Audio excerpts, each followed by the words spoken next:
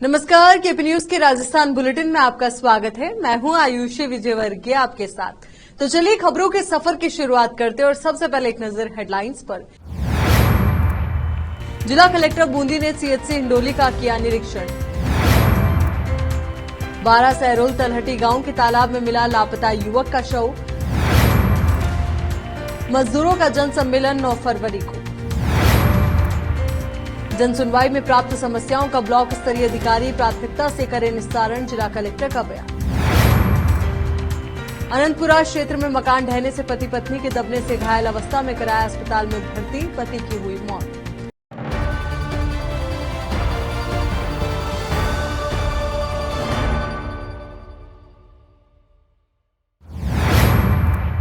अब देखते हैं समाचार विस्तार से। बूंदी में जिला कलेक्टर अक्षय गोदारा ने मंगलवार को सामुदायिक स्वास्थ्य केंद्र हिंडोली का निरीक्षण कर चिकित्सा व्यवस्थाओं का जायजा लिया। इस दौरान उन्होंने सीएचसी में आमजन को उपलब्ध कराई जा रही चिकित्सा सेवाओं के संबंध में चिकित्सा प्रभारी अधिकारी से जानकारी लेकर आवश्यक दिशा निर्देश दिए। जिला कलेक्टर ने निर्देश दिए कि चिकित्सालय में साफ सफाई का विशेष ध्यान रखा जाए। उन्होंने कहा कि सफाई व्यवस्था नियमित रूप से हो, इसमें किसी तरह की लापरवाही नहीं बरती जाए। उन्होंने निर्देश दिए कि चिकित्सालय के लिए नई एम्बुलेंस का प्रस्ताव तैयार कर भिजवाया जाए। साथ ही अस्पताल में दवा वितरण केंद्र पर सभी दवाइयां व्यवस्थित रखी जाए। इस दौरान उन्होंने 104 एवं 108 एम्बुलेंस के संचालन की स्थिति के बारे में भी जानकारी ली। निरीक्षण के दौरान हिंडोली उपखंड अधिकारी कुलदीप सिंह शेखावत, तहसीलदार राम सिंह गुर्जर, बीसीएमएचओ राजेश पंडावरा भी मौजूद रहे। बूंदी से संवाददाता फरीद खान की रिपोर्ट। 12 जिले के शाहाबाद उपखंड के सहरोल तलहटी गांव के तालाब से पुलिस ने शव को रेस्क्यू कर बाहर निकाला। थाना अधिकारी किरदार अहमद ने बताया कि सहरोल तलहटी गांव में अवैध सैन लापता था। रिपोर्ट के आधार पर तलाशी की गई। तालाब पर उसके जूते पड़े हुए थे। उसके आधार पर देखा गया तो उसका शव तालाब में मिला। शव का पोस्टमार्टम कराया गया है, वहीं आगे की जांच जारी है। 12 से संवाददाता ब्रजेश यादव की रिपोर्ट। मजदूरों का जन सम्मेलन के पोस्टर का विमोचन यूनियन के अध्यक्ष ज्योतिराज गुर्जर प्रहलाद महावर द्वारा अम्बेडकर भवन पर किया गया। संयुक्त मजदूर यूनियन के तत्वाधान में दिनांक 9 फरवरी शुक्रवार को 12 बजे मजदूरों का जन सम्मेलन अम्बेडकर भवन बाईपास रोड इटावा में आयोजित होगा, जिसमें सरकार से मिलने वाली जन कल्याणकारी योजनाओं की जानकारी दी जाएगी। इस अवसर पर यूनियन महामंत्री उमाशंकर बैरवा, देवकी नंदन कुशवाहा, हंसराज बैरवा, विनोद कुमार महावर, रामदयाल ठेकेदार, रामेश्वर दीपक कुमार, विशाल महावीर, प्रेमशंकर प्रजापत, राजेंद्र टैगोर, कन्यालाल सुमन, अनिल कुशवाहा, लट्टू लाल गुर्जर, महावीर महावर सहित अनेक मजदूर उपस्थित रहे। इटावा से संवाददाता जितेंद्र कुमार नागर की रिपोर्ट। बूंदी में जिला कलेक्टर अक्षय गोदारा ने निर्देश दिए कि जनसुनवाई के दौरान प्राप्त होने वाली समस्याओं का संबंधित ब्लॉक स्तरीय विभागीय अधिकारी इनका त्वरित निस्तारण सुनिश्चित करें। निस्तारण की प्रक्रिया में किसी तरह का विलंब और लापरवाही नहीं हो और संपर्क पोर्टल पर दर्ज होने वाले प्रकरणों का प्राथमिकता से निस्तारण किया जाए। ये निर्देश जिला कलेक्टर ने मंगलवार को हिंडोली पंचायत समिति के सभागार में आयोजित हिंडोली ब्लॉक के विभिन्न विभागों के अधिकारियों की समीक्षा बैठक में दिए। बैठक में जिला कलेक्टर ने विभागवार संचालित योजनाओं, कार्यक्रमों तथा परियोजनाओं की प्रगति समीक्षा करते हुए आवश्यक दिशा निर्देश दिए। उन्होंने प्रधानमंत्री विश्वकर्मा योजना में पंजीकरण की स्थिति की समीक्षा करते हुए निर्देश दिए कि जिन पंचायतों में 100 से कम आवेदन है, वहां विशेष प्रयास कर आवेदनों की संख्या बढ़ाई जाए। मनरेगा में संचालित कार्यों की समीक्षा करते हुए कहा कि जरूरतमंद लोगों को रोजगार मिले, साथ ही टीकाकरण तथा पीएम आवास योजना की प्रगति की जानकारी भी ले। उन्होंने आयुष्मान कार्ड बनाने के कार्य का फीडबैक लेते हुए निर्देश दिए कि इसमें पात्र व्यक्तियों से आवेदन करवाकर पंजीकरण बढ़ाया जाए। राष्ट्रीय योजना में कोई भी पात्र वंचित नहीं रहे, इसके लिए शिक्षा एवं चिकित्सा विभाग बेहतर समन्वय के साथ कार्य करे। साथ ही ब्लॉक शिक्षा अधिकारी इसकी मॉनिटरिंग भी करे। जिला कलेक्टर ने जल जीवन मिशन की समीक्षा करते हुए निर्देश दिए कि ग्राम पंचायत तथा विद्यालय में किए जा रहे जल कनेक्शनों के संबंध में संबंधित अधिकारियों की टीम संयुक्त रिपोर्ट भिजवाना सुनिश्चित करे। उन्होंने बिजली निगम के अधिकारियों को निर्देश दिए कि फसल कटाई के बाद कृषि कनेक्शन के आवेदनों का शीघ्र निस्तारण किया जाए।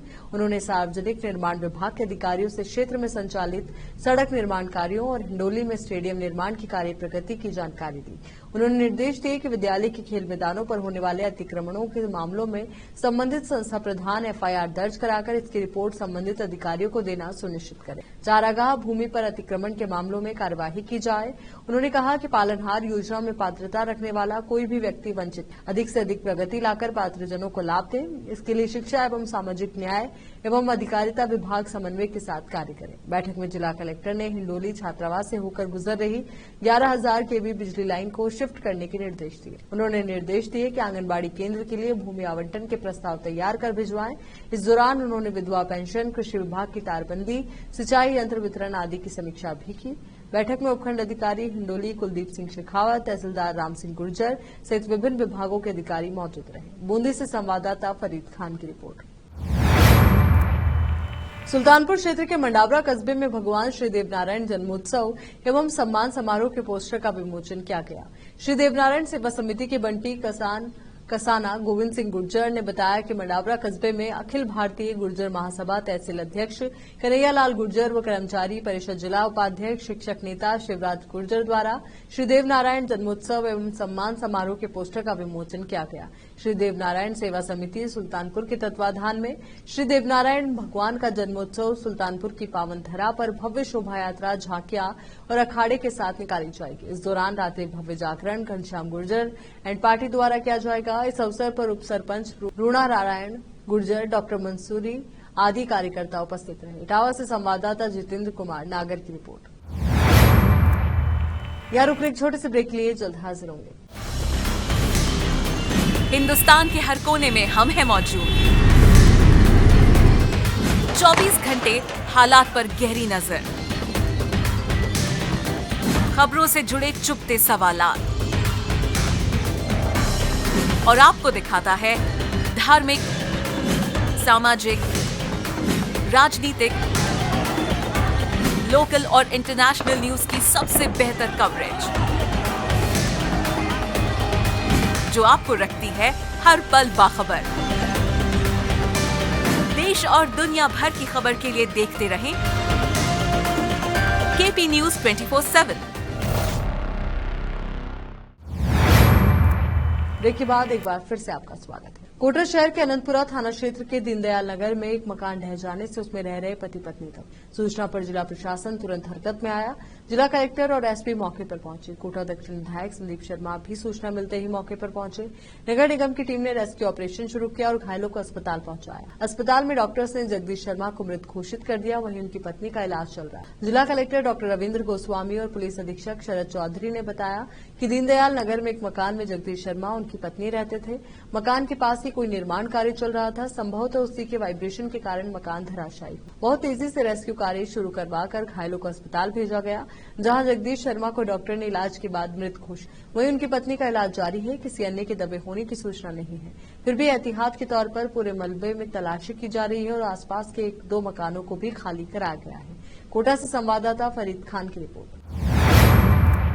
श्री राम कथा के रसपान से हर समस्या का समाधान होता है। व्यक्ति को अपने जीवन में एक बार मानस का पाठ जरूर करना चाहिए। भक्त जब दिग्भ्रमित हो जाता है, भगवान गुरु के रूप में मार्ग दिखाते। संसार में ऐसे बहुत से लोग हुए जिनका भगवत कृपा प्राप्त होने से जीवन बदल गया। जब युद्ध क्षेत्र में अर्जुन संशय में पड़े तो भगवान श्री कृष्ण ने उन्हें सही राह दिखाई। उक्त बातें इटावा उपखंड क्षेत्र के विनायका के पास प्रसिद्ध प्राचीन स्थान रामोहल्ला में श्री चतुर्भुजनाथ भगवान मंदिर परिसर में चल रही 9 दिवसीय श्री राम कथा के 8वें दिन कथावाचक चित्रकूट के संत गोवर्धन दास महाराज ने व्यासपीठ से कही। शुरुआत में आज के यजमान रामचरण मीणा विनायका के द्वारा व्यासपीठ पर श्री रामचरितमानस का पूजा अर्चना कर आरती की गई। संत गोवर्धन दास महाराज ने कथा में आगे कहा कि समाज में कोई नहीं जो श्री राम के सौंदर्य से प्रभावित न। मानस पूज्य संत ने कहा, इंसान की समस्त समस्याओं का समाधान श्री राम कथा है। इंसान श्री राम कथा से भव सागर पार कर सकता है। हमारे मन का विकार काम, क्रोध, लोभ ही त्रिपुरा सुर है। राम राज्य की संकल्पना उत्तम कार्य व व्यवहार से ही संभव है। आगे कहा, श्री राम कथा की सार्थकता तभी होगी जब हम श्री राम के आदर्शों पर चलेंगे। श्री राम के परम भक्त भरत जी के आचरण का वर्णन नहीं किया जा सकता, क्योंकि भरत जैसा कोई श्री राम का स्नेही न हुआ और न होगा। श्री राम कथा में आज सीता हरण, बाली सुग्रीव युद्ध, सुग्रीव मिताई, हनुमान चरित्र प्रसंग का बहुत सुंदर वर्णन, जिसे भक्तों ने खूब सराहा।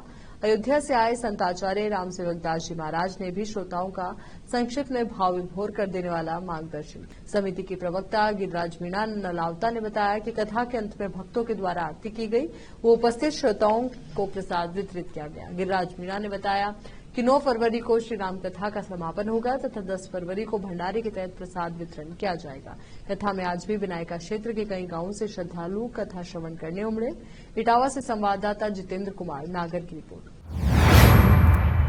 12 जिले में जयपुर विद्युत वितरण निगम के जीएसएस पर ठेकेदारों के अधीनस्थ लगे ठेका कर्मचारी ठेकेदार पर उन्हें नाम मात्र रुपए वेतन देने का आरोप लगाते हुए उन्हें न्यूनतम मजदूरी 8,790 रुपए देने सहित 5 सूत्रीय मांगों को लेकर बिजली निगम के अधीक्षण अभियंता कार्यालय पर प्रदर्शन किया और एसई बीके अग्रवाल को ज्ञापन दिया। इस दौरान किशनगंज विधायक ललित मीणा भी वहां पहुंचे और कर्मचारियों को हो रहे शोषण पर एसई से मिले और कर्मचारियों की समस्या का समाधान करने की मांग करते हुए उन्होंने फोन पर निगम के वरिष्ठ अधिकारियों सहित ऊर्जा मंत्री से बात की। कर्मचारियों ने बताया कि 1 फरवरी से सभी जीएसएस का ठेका बाड़मेर की कंपनी के हुआ है।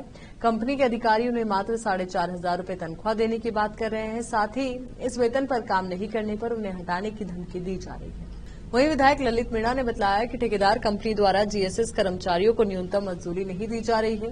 कर्मचारियों के बुलाने पर वो भी ऐसी ऑफिस पहुंचे। उन्होंने निगम के वरिष्ठ अधिकारियों सहित ऊर्जा मंत्री से फोन पर बात की है। कर्मचारियों को नियमानुसार सभी सुविधाएं उपलब्ध कराई जाएंगी।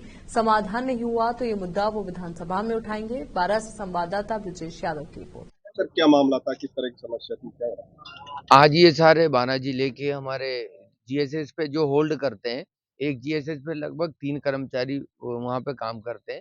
ये सब लोग एसी साहब के आए थे। इन्होंने मुझे भी फोन किया तो मैं भी आया और एसी साहब को अवगत कराया और सरकार को भी कहा है, मंत्री महोदय को भी निवेदन किया है। और जो यहाँ से जो ये काम देखते हैं सरकार लेवल पे, जो टेंडरिंग हुई है पिछले 24 तारीख को, तो 1 तारीख से इनका टेंडर हो गया और इनको वर्क ऑर्डर होना था। इनकी डिमांड ये है कि वास्तव में डेली वेजेज पे जो वर्क ऑर्डर है उसके अकॉर्डिंग इनको पेमेंट मिलना चाहिए, पर इनको जो पेमेंट नहीं मिलता है, इसका डेली वेजेज पे जो गवर्नमेंट का जो टेंडर हुआ है वो 8,790 रुपए का ये टेंडर हुआ है। 12% पीएफ इनका वर्तमान में कटता है।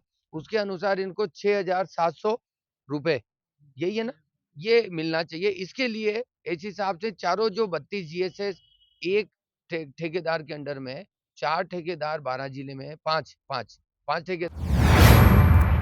नगर पालिका इटावा बोर्ड की बैठक मंगलवार को पालिका अध्यक्ष रजनी सोनी की अध्यक्षता में आयोजित हुई।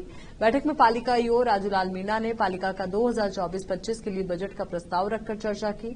पालिका ईओ मीणा ने पालिका का आय व्यय का ब्यौरा रखा। इस दौरान अध्यक्ष सोनी ने कहा कि नगर का विकास करवाना उनकी पहली प्राथमिकता है। पालिका क्षेत्र के सर्वांगीण विकास के लिए बोर्ड के सभी सदस्यों को मिलकर कार्य करना होगा। इस दौरान कांग्रेस पार्षद भूपेंद्र मित्तल व यशवंत जांगीड़ ने विरोध जताया। वहीं पार्षद भूपेंद्र मित्तल ने बजट की प्रतियां फाड़ दी। मित्तल ने कहा कि बोर्ड की साधारण सभा को तो समय पर आयोजित नहीं की जा रही, जिसके चलते नगर में विकास कार्य ठप पड़े हैं। इस दौरान ईओ ने आगामी वित्तीय वर्ष के लिए 51 करोड़ 94 लाख रुपए का बजट प्रस्ताव रखा। वहीं पार्षदों के हंगामे के बीच बजट का अनुमोदन किया गया। पार्षद यशवंत जांगीड़, ओम प्रकाश बैरवा, दिलब्यास बैरवा, गायत्री सोनी, दिनेश मीणा ने कहा कि बैठक में आने का कोई फायदा नहीं है। पालिका की ओर से विकास कार्य नहीं करवाने तथा लोगों की समस्याओं का समाधान नहीं होने से उनको वार्ड में रोष का सामना करना पड़ता है। पार्षद हनीश अंसारी ने नगर में पुरानी जर्जर हो रही बड़ी पानी की टंकी को हटाने की मांग उठाई। पार्षद भूपेंद्र मित्तल ने बैठक में नगर के सैकड़ों लोगों को आवास का पट्टा नहीं मिलने का मुद्दा उठाया। मित्तल ने कहा कि करीब 200 लोगों के पट्टे की रसीद कटी हुई है, पट्टे छप भी गए, मगर विधानसभा चुनाव के आचार संहिता का हवाला देकर पालिका अध्यक्ष द्वारा पट्टा पर हस्ताक्षर नहीं किए, जिसके चलते सैकड़ों लोगों को सरकार की योजना का लाभ नहीं मिल पाया। जिस पर ईओ राजूलाल मीणा ने कहा कि पुराने पट्टों पर अशोक गहलोत का फोटो लगा हुआ है। प्रदेश में चुनाव के बाद सरकार बदल गई, जैसे नए आदेश प्राप्त होंगे उसके अनुसार पट्टे जारी कर दिए जाएंगे। बैठक में इस बार प्रदेश सरकार के निर्देशों पर पार्षदों को नाश्ते में भूंगड़ा और बिस्किट रखे गए, जिसकी पार्षदों की भी चर्चा हो रही। इटावा से संवाददाता जितेंद्र कुमार नागर की रिपोर्ट। पीपलदा कला में चल रही शुद्ध ग्रामीण क्रिकेट प्रतियोगिता में आज फाइनल मैच दिगोद किंग्स एवं पीपलदा 11 स्टार के बीच में खेला गया, जिसमें पीपलदा 11 स्टार ने टॉस जीतकर पहले फील्डिंग चुनी और दिगोद टीम ने बल्लेबाजी करते हुए 15 ओवर में 105 रन का लक्ष्य दिया, जिसको पीपलदा 11 स्टार ने ताबड़तोड़ बल्लेबाजी करते हुए 7 ओवर में 106 रन बनाकर मैच जीत लिया। आज के फाइनल मुकाबले के मुख्य अतिथि भाजपा देहात अध्यक्ष प्रेमचंद गोचर और विशिष्ट अतिथि नगर पालिका चेयरमैन रजनी सोनी, भाजपा किसान मोर्चा मंडल अध्यक्ष रणजीत आर्य, भाजपा नेता भुवनेश शर्मा, नागाराम रिंकू सोनी, चैतन स्वरूप, लोकेश नामा, हेमराज नागर, रामजी कोचर, मनोज आर्य, महेंद्र सिसोदिया, चतुर्भुज सिंगोदिया, मोहित सिसोदिया रहे। अतिथियों ने दोनों टीमों को पारितोषिक एवं प्रतीक चिन्ह भेंट किया। मुख्य अतिथि महोदय ने पीपलदा खेल ग्राउंड के बाउंड्रीकरण और अन्य कार्यों के लिए सांसद महोदय द्वारा बजट आवंटित करवाने के लिए आए हुए बजट को लगवाने के लिए त्वरित प्रयास करने के लिए कहा। सभी अतिथियों का पीपलदा प्रीमियम 2 की कमेटी द्वारा सम्मान किया गया। पीपलदा प्रीमियम 2 के अध्यक्ष शुभम खजोतिया, विशाल विकट, बजरंग दल जिला सह संयोजक चेतन सुमन आदि कार्यकर्ता उपस्थित रहे। इटावा से संवाददाता जितेंद्र कुमार, नागर की रिपोर्ट। चलिए एक बार फिर से नजर डालते हैं हेडलाइंस पर। जिला कलेक्टर बूंदी ने सीएचसी हिंडोली का किया निरीक्षण। 12 सहरोल तलहटी गांव के तालाब में मिला लापता युवक का शव। मजदूरों का जन सम्मेलन 9 फरवरी को। जनसुनवाई में प्राप्त समस्याओं का ब्लॉक स्तरीय अधिकारी प्राथमिकता से करें निस्तारण, जिला कलेक्टर का बयान। अनंतपुरा क्षेत्र में मकान ढहने से पति पत्नी के दबने से घायल अवस्था में कराया अस्पताल में भर्ती, पति की हुई मौत।